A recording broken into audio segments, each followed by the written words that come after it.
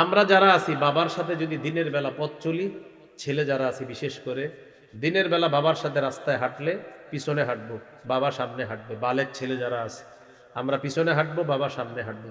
আর রাতের বেলা বাবার সাথে পথ চললে বাবা হাঁটবে পিছনে, আমি হাঁটবো সামনে, যেন কোনো বিপদ আসলে আমি আগে মোকাবেলা করি, আব্বার উপর যেন বিপদটা না যায়। এটা শিষ্টাচার, এটা ভদ্রতা। ওমর ইবনে জায়েদ রহমতুল্লাহ আলাইকে জিজ্ঞাসা করা হলো, কাইফা বিররু ইবনিকা বিকা, আচ্ছা আপনার ছেলে আপনার সাথে কেমন আচরণ করে বলেন তো। তিনি জবাব দিলেন, মা মাশাইতু নাহারান ইল্লা ওয়া হুয়া খালফি, আমি যখন দিনের বেলা রাস্তায় হাঁটি তখন আমার সন্তান আমার পিছনে থাকে। ওয়ালা মাশাইতু লাইলান ইল্লা মাশা আমামি, রাতের বেলা যখন আমি চলি আমার সন্তান আমার সামনে থাকে।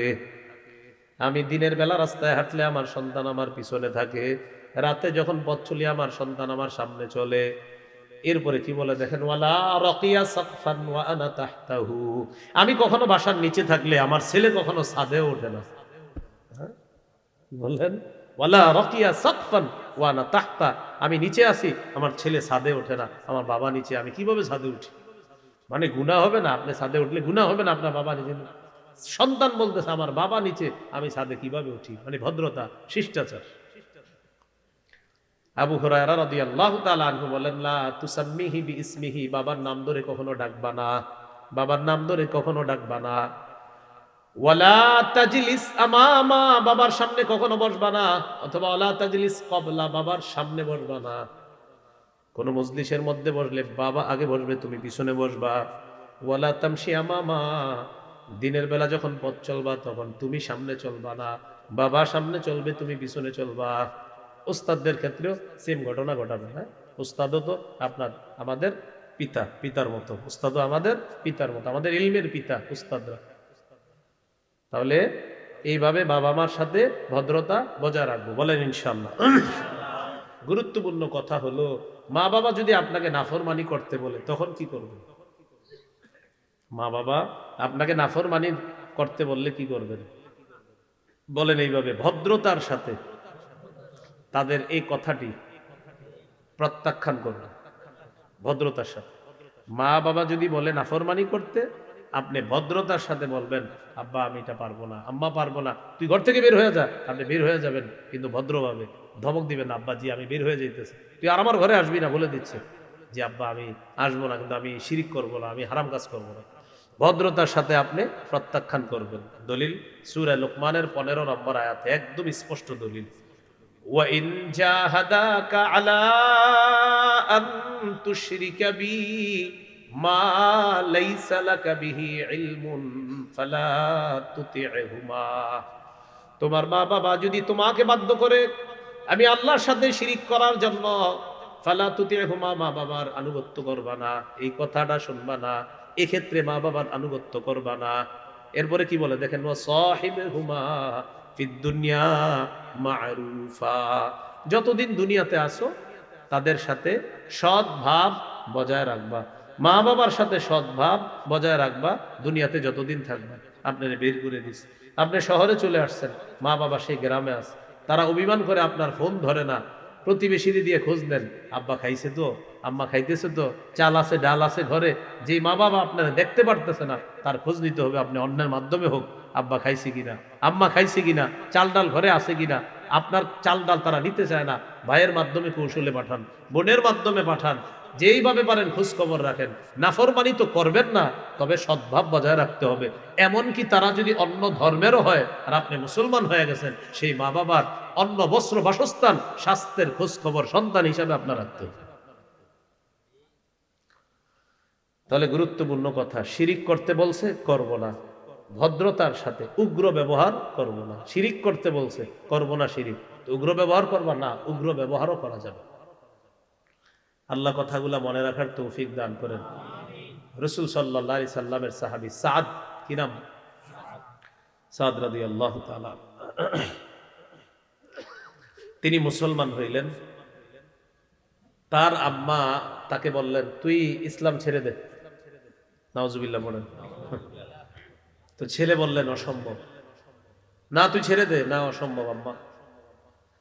মা বললেন আল্লাহি লা আতআমু তাআমান ওয়ালা আশরাবু শারাবান হাত্তা আমুতা আও তাকফুরা বি মুহাম্মদ সাল্লাল্লাহু আলাইহি ওয়াসাল্লাম, আল্লাহর কসম আমি খাবো না, আমি পান করব না, হয়তো আমি মরে যাব, না হয় তুই মুহাম্মদকে সাল্লাল্লাহু আলাইহি সাল্লাম, নাই তো তুই মুহাম্মদকে সাল্লাল্লাহু আলাইহি সাল্লাম, নয়তো তুই মুহাম্মদ সাল্লাল্লাহু আলাইহি সাল্লামকে অস্বীকার করবি, হয় আমি মারা যাব, না হয় তুই মুহাম্মদকে সাল্লাল্লাহু আলাইহি সাল্লাম তাকে অস্বীকার করবি, হয় আমি মারা যাব, না হয় তুই নবীকে অস্বীকার করবি, অন্যথা আমি খাবো না, আমি পান করব না। দুইটা অপশন, হয় আমি মারা যাব, না হয় তুই মুহাম্মদ সাল্লাল্লাহু আলাইহি সাল্লাম তাকে অস্বীকার করবি, কোনটা করবি কর। তো এই কথা বলার পর ছেলে বিপদে পড়ে গেছে। বলেন ঈমান, বলেন ঈমান। মা, ঈমান, মা, একদিক দিয়ে ঈমান, আরেক দিক দিয়ে মা, মা খাবে না, আর এদিক দিয়ে সন্তানের ঈমান ছাড়তে হবে, মা শর্ত দিস, কি করবে? আল্লাহ তাআলা সূরা আনকাবুতের ৮ নম্বর আয়াত নাজিল করে সাদ রাদিয়াল্লাহু তাআলা আনহুকে প্রশ্নের সমাধান দিয়ে দিচ্ছে। সুবহানাল্লাহ। আল্লাহ বলেন ওয়া ইন জাহাদাকা লিতুশরিকা বি মা লাইসা লাকা বিহি ইলমুন ফালা তুতি'হুমা, তোমার মা বাবা যদি তোমাকে বাধ্য করে আমি আল্লাহর সাথে শিরিক করার জন্য, মা বাবার এই কথাটা তুমি মানবা না। সাদ রাদিয়াল্লাহু তাআলা তার মাকে জানায়া দিলেন, আম্মা ১০০ বার যদি আপনি জীবন পান, আবার যদি মৃত্যুবরণ করেন, আপনার যদি ১০০ বারও জান ফিরে পান, আবার আপনি মৃত্যুবরণ করেন, আবার জীবন ফিরে পান, আবার মৃত্যুবরণ করেন, কয়বার? আপনি বাঁচতে পারেন, আবার মরতে পারেন। আম্মা আমি ভদ্রতার সাথে বলতেছি, আমি মুহাম্মদ সাল্লাল্লাহু আলাইহি ওয়াসাল্লামকে অস্বীকার করতে পারবো না। আম্মা শুধু প্রত্যাখ্যান করে দাওয়াত। তো আবু হুরায়রা রাদিয়াল্লাহু তাআলা আনহু বলেন, কুনতু আদউ উম্মি ইলাল ইসলাম ফাতাবা আলাইয়া, আমি আম্মাকে ইসলামের দাওয়াত দেই, এমন অবস্থা ওয়াহিয়া মুশরিকা, আম্মা হলেন মুশরিকা, মানে মুসলিমা না। ফাতাবা আলাইয়া, আম্মা শুধু অস্বীকার করে, এই সর, তুই আমার দাওয়াতের কথা বলবি না, খালি প্রত্যাখ্যান করে। ফাদাউতুহা ইয়াওমান, একদিন দাওয়াত দিলাম। ফাসমাতনি ফি রাসূলিল্লাহি সাল্লাল্লাহু আলাইহি ওয়াসাল্লাম মা আকরাহু, নবীজির শানে এমন কিছু কথা শোনায়া দিছে যা আমার পছন্দ হয় না, আমি অনেক কষ্ট পাইলাম। আল্লাহ নবীর শানে কিছু শোনায়া দিছে, নবীর শানে শোনায়া দিছে উল্টা পাল্টা কথা। এখানে একটা গুরুত্বপূর্ণ কথা বলেন, আল্লাহ, রসুল, জিহাদ, এই তিনটার প্রতি, এই তিন জিনিসের প্রতি সবচেয়ে বেশি ভালোবাসা থাকতে হবে। আল্লাহর প্রতি, রসুলের প্রতি, জিহাদের প্রতি সবচেয়ে বেশি ভালোবাসা থাকতে হবে।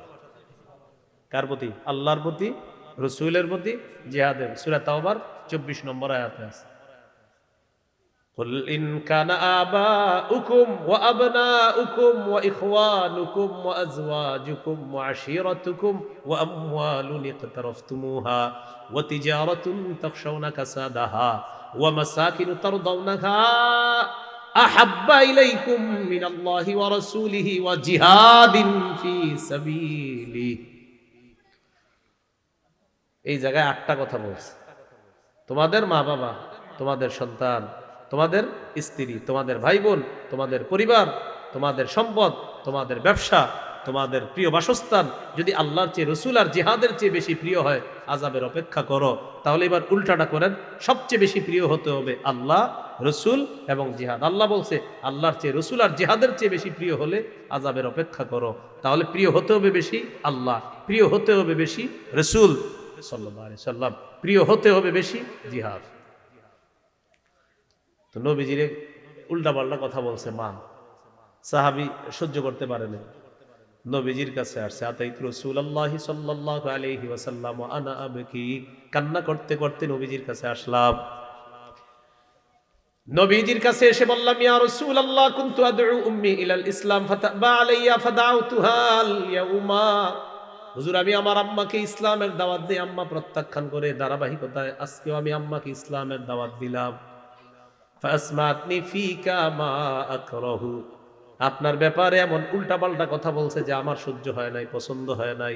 হুজুর আপনার কাছে আসছি, উদুল্লাহ আইয়াহদিয়া উম্মা আবি হুরায়রা, একটু দোয়া করেন আল্লাহ তাআলা যেন আবু হুরায়রার মাকে হেদায়েত দিয়ে দেয়। নবীজি সাথে সাথে বললেন, উদুল্লাহ উম্মা নবীজি সাথে সাথে বললেন আল্লাহুম্মা হদি উম্মা আবি হুরায়রা, আল্লাহ আবু হুরায়রার মাকে আপনি হেদায়েত দিয়ে দেন। আবু হুরায়রা রাদিয়াল্লাহু তাআলা আনহু বলেন ফাখরাজতু মুস্তাবশিরান বিদাওয়াতি রাসূলিল্লাহি সাল্লাল্লাহু আলাইহি ওয়াসাল্লাম, আমি নবীজির এই দোয়ার সুসংবাদ নিয়ে বাড়ির দিকে রওনা করলাম, সুসংবাদ গ্রহণ করার জন্য। নবী দোয়া করছি, খুশিতে বাসার দিকে রওনা করলাম। বাড়ির সামনে আসলাম, জিতু ফাসিরতু ইলাল বাব, দরজার সামনে আসলাম, ফাইদা হুয়া মুজাফ, দেখলাম দরজাটা বন্ধ, দরজাটা বন্ধ। সামিয়াত উম্মি খাসফা কদামাইয়া, আম্মা আমার দুই পায়ের আওয়াজ শুনছে ভিতর থেকে। নরম কণ্ঠে বলতেছে মাকানাক ইয়া আবা হুরায়রা, বাবা আবু হুরায়রা ওখানেই দাঁড়াও। আবু হুরায়রা দাঁড়াও। আবু হুরায়রা রাদিয়াল্লাহু তাআলা আনহু বলেন সামিআতু খাদখাদাতাল মা, পানির কলকল আওয়াজ শুনলাম। ভালো করে লক্ষ্য করে বুঝতে পারলাম ইগতা সালাত, আম্মা গোসল করলেন, ওয়া লাবিসাদ্দির আহা, চাদর পরিধান করলেন, ওয়া আজিলাত আন খিমারিহা, ওড়নাটা মাথায় দিতে দিতে তাড়াতাড়ি চুল মুছতে মুছতে ফাতাহাতিল বাব, দরজাটা খুললেন। খোলার পর বললেন আশহাদু আল্লাহ ইলাহা ইল্লাল্লাহু ওয়া আশহাদু আন্না মুহাম্মাদান আবদুহু ওয়া রাসূলুহু, আমি কালিমা পড়লাম আবু হুরায়রা, এই মুহূর্তে আমি মুসলমান হয়ে দৌড় দিছে আবার নবীজির কাছে, ঘরে ঢুকে না। কে? সাহাবী আবু হুরায়রা। আবু হুরায়রা রাদিয়াল্লাহু তাআলা আনহু বলেন নবীজির কাছে আসলাম, ওয়া আনা আবকি মিনাল ফারহি, খুশিতে আমি কান্না করতেছি, খুশিতে কান্না করতেছি। নবীজির কাছে এসে বললাম আবশির, হুজুর সুসংবাদ গ্রহণ করেন, কদ ইস্তাজাবাল্লাহু দাওয়াতাক ওয়া হাদা উম্মা আবি হুরায়রা, আল্লাহ আপনার দোয়া কবুল করেছে, আবু হুরায়রার মাকে আল্লাহ হেদায়েত দিয়ে দিয়েছে।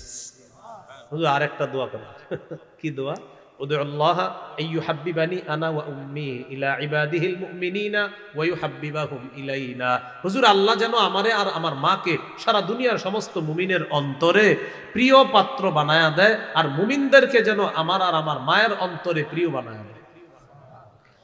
নবীজি সাথে সাথে বললেন আল্লাহুম্মা হাব্বিব উবাইদাকা হাদা ওয়া উম্মাহু ইলা ইবাদিকাল মুমিনিনা ওয়া হাব্বিবহুম ইলাইহিম, আল্লাহ আপনার এই ছোট্ট বান্দাটা, মায়া করে বলতেছে, আল্লাহ আপনার এই ছোট্ট বান্দা আবু হুরায়রা আর তার মাকে আপনার সব বান্দাদের কাছে প্রিয় বানায়া দেন, আর সমস্ত বান্দাদেরকে মুমিনদেরকে তাদের কাছে প্রিয় বানায়া দেন। আবু হুরায়রা রাদিয়াল্লাহু তাআলা আনহু বলেন আমার জীবনে যত মানুষ আমাকে দেখছে বা আমার কথা শুনছে, নবীর এই দোয়ার বরকতে সবাই আমাকে ভালোবেসেছে, সবাই আমাকে মহব্বত করেছে। ওই সাহাবী, তার নাম কি? আবু হুরায়রা।